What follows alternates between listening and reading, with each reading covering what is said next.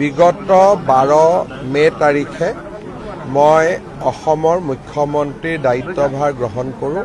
গুৱাহাটীৰ বাহিৰত মুখ্যমন্ত্ৰীৰ দায়িত্ব গ্ৰহণ কৰাৰ পৰা এতিয়ালৈকে মই কোনো কাৰ্যসূচী লোৱা নাই। মোৰ মনত আছিলে যে গুৱাহাটীৰ বাহিৰত যেতিয়াই ওলাম প্ৰথমতে বটদ্ৰৱা থানলৈ যাম, গুৰুজনাৰ আশীৰ্বাদ বিচাৰিম আৰু গুৰুজনাৰ আশীৰ্বাদেৰে গুৰুজনাই দেখুৱাই দিয়া পথেৰে অসমখনক আগবঢ়াই লৈ যাবলৈ চেষ্টা কৰিম।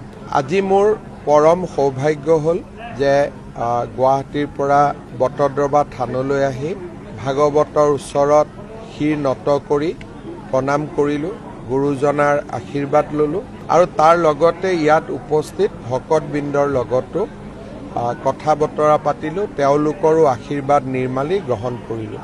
মহাপুৰুষ শ্ৰীমন্ত শংকৰদেৱে এনে এখন অসমৰ কল্পনা কৰিছিল যিখন অসমত সকলো জাতি জনগোষ্ঠীয়ে এক সমন্বয়ৰ মনোভাৱেৰে সমন্বয়ৰ সুন্দৰ পৰম্পৰাৰে জীৱন যাপন কৰিব পাৰে আৰু এখন শান্তিপূৰ্ণ অসম য'ত আধ্যাত্মিকতাৰে পূৰ্ণ হৈ থাকে আৰু য'ত নেকি সকলো মানুহে নিজৰ নিজৰ ক্ষমতা অনুসৰি আগবাঢ়ি যাবলৈ সুবিধা পায়।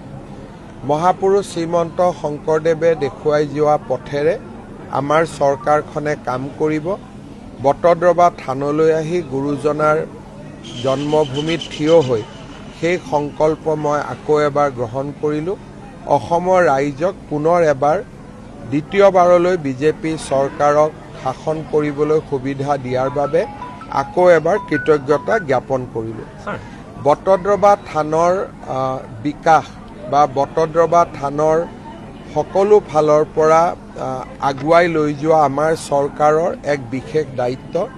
থান পৰিচালনা সমিতিৰ সৈতে আজিও মই কেইবাটাও প্ৰকল্পৰ বিষয়ে আলোচনা কৰিছোঁ। থানখনক আগুৱাই লৈ যোৱাৰ ক্ষেত্ৰত নিশ্চিতভাৱে বটদ্ৰৱা থানৰ উন্নয়ন আৰু বিকাশৰ যি কাম আমি হাতত লৈছিলোঁ সি অনাগত দিনতো অব্যাহত থাকিব। আমি ইতিমধ্যে সত্ৰ আয়োগ গঠন কৰিছোঁ আৰু তাৰো আমি সত্ৰ আয়োগেও খুব সোনকালে কাম কাজ আৰম্ভ কৰিব আৰু তেখেতসকলকে এতিয়াৰ পৰা আমি বেদখলকে ধৰি সকলো সিদ্ধান্ত বা সত্ৰসমূহৰ কল্যাণৰ বাবে কাম কৰাৰ আমি দায়িত্ব দিম আৰু মই নিজেও চোৱা চিতা কৰিম। বিগত 12 মে তাৰিখে মই অসমৰ মুখ্যমন্ত্ৰীৰ দায়িত্বভাৰ গ্ৰহণ কৰোঁ। গুৱাহাটীৰ বাহিৰত মুখ্যমন্ত্ৰীৰ দায়িত্ব গ্ৰহণ কৰাৰ পৰা এতিয়ালৈকে মই কোনো কাৰ্যসূচী লোৱা নাই। মোৰ মনত আছিলে যে গুৱাহাটীৰ বাহিৰত যেতিয়াই ওলাম প্ৰথমতে বটদ্ৰৱা থানলৈ যাম, গুৰুজনাৰ আশীৰ্বাদ বিচাৰিম আৰু গুৰুজনাৰ আশীৰ্বাদেৰে গুৰুজনাই দেখুৱাই দিয়া পথেৰে অসমখনক আগবঢ়াই লৈ যাবলৈ চেষ্টা কৰিম। আজি মোৰ পৰম সৌভাগ্য হ'ল যে গুৱাহাটীৰ পৰা বটদ্ৰৱা থানলৈ আহি ভাগৱতৰ ওচৰত শিৰ নত কৰি প্ৰণাম কৰিলোঁ, গুৰুজনাৰ আশীৰ্বাদ ল'লোঁ আৰু তাৰ লগতে ইয়াত উপস্থিত ভকতবৃন্দৰ লগতো কথা বতৰা পাতিলোঁ, তেওঁলোকৰো আশীৰ্বাদ নিৰ্মালি গ্ৰহণ কৰিলোঁ।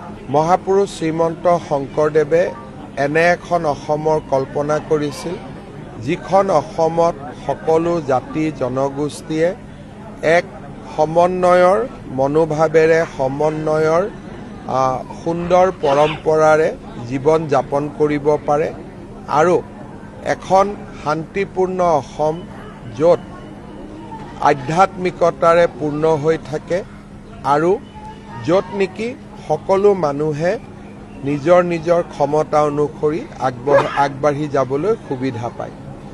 মহাপুৰুষ শ্ৰীমন্ত শংকৰদেৱে দেখুৱাই যোৱা পথেৰে আমাৰ চৰকাৰখনে কাম কৰিব। বটদ্ৰৱা থানলৈ আহি গুৰুজনাৰ জন্মভূমিত থিয় হৈ সেই সংকল্প মই আকৌ এবাৰ গ্ৰহণ কৰিলোঁ। অসমৰ ৰাইজক পুনৰ এবাৰ দ্বিতীয়বাৰলৈ বিজেপি চৰকাৰক শাসন কৰিবলৈ সুবিধা দিয়াৰ বাবে আকৌ এবাৰ কৃতজ্ঞতা জ্ঞাপন কৰিলোঁ।